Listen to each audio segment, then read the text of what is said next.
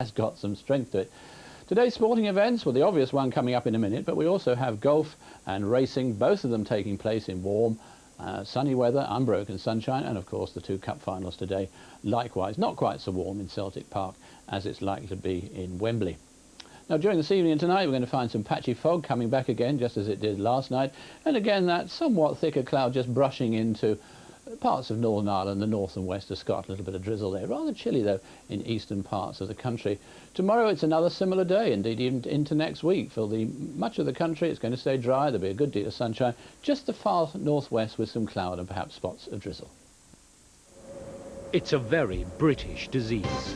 You're twice as likely to get your car stolen in Britain than in any other European nation. Now Crime Beat turns the spotlight on car crime to show how new methods of prevention and deterrence are putting the squeeze on the criminal.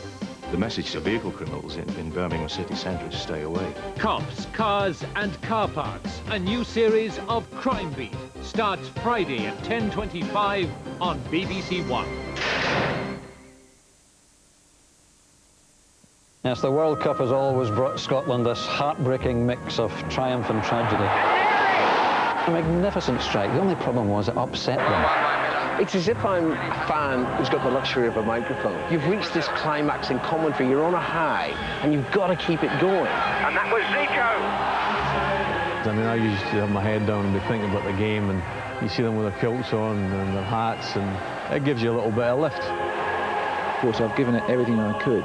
But when I made contact, I thought this doesn't feel like a football. I gave him my jersey in return, and I'm sure somewhere in Brazil there is a Scottish jersey taking pride of place in Socrates' home. The English and Scottish people are more passionate about the game. Extra time! The World Cup isn't just for football fans, it's for nations. There are moments in the history of one tournament that are more than just footballing brilliance. They can't be predicted, but one thing unites them: the people you share them with.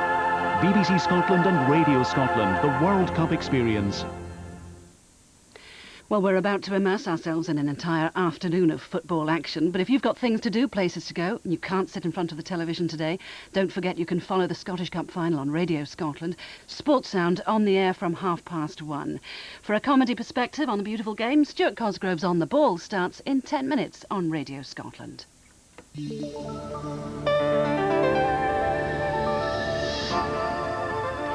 A sporting afternoon now on BBC One Scotland. Cup Final Sportscene with Dougie Donnelly.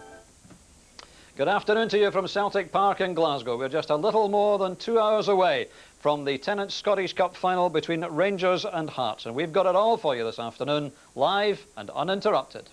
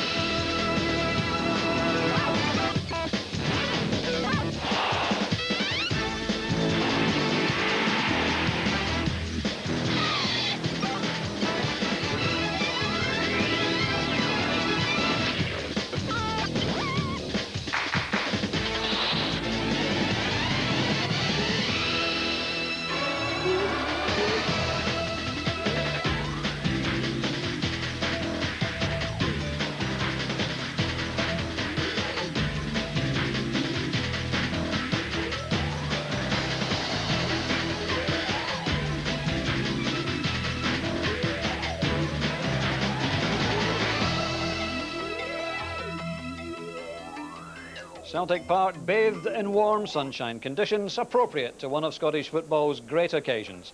And for the second Saturday in a row, we'll have celebrations here this afternoon when either Rangers or Hearts win the last big prize of this enthralling season.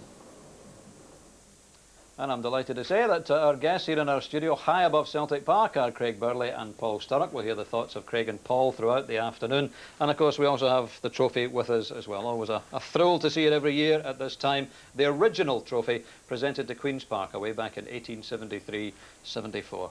Craig, good to have you with us. You were only one match away from playing in the Cup Final yourself, of course. What kind of final do you expect to see today? Well, it's a lovely day for a game of football and two attacking sides. Hopefully we'll see an open game.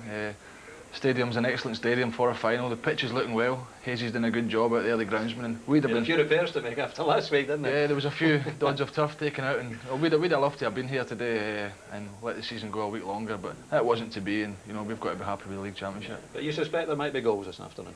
Well, I hope so for the viewers' sake, for our sake. Rangers have took 5 off Hearts in a previous final, and Hearts will be wary of that, so hopefully we'll see a few goals. Yeah. Well, let's just talk about the setting, Paul. I mean, it's traditionally a Hampden occasion, isn't it? You played at Hampden in cup finals yourself, but you couldn't fault this for a setting, really, could you? Well, we were here last week, and it was a wee bit intimidating, and the noise is quite frightening out there, and I don't expect it to be any different today. It's nice to be at Hampden, but hopefully Hampden will be up and running very, very soon. All right, well, we'll hear the thoughts of Craig and Paul throughout the afternoon, but of course we'll be taking you all the way through to the presentation of the Cup and the celebrations which will undoubtedly follow. And if that involves extra time and penalties, then that may well involve us being here for the next 4.5 hours or so. Here's what we'll be doing during the build-up to kick off this afternoon. We've been with Walter Smith during the last 2 weeks of his managerial career at Ibrox, and it's a fascinating insight into the most successful Rangers manager of all time.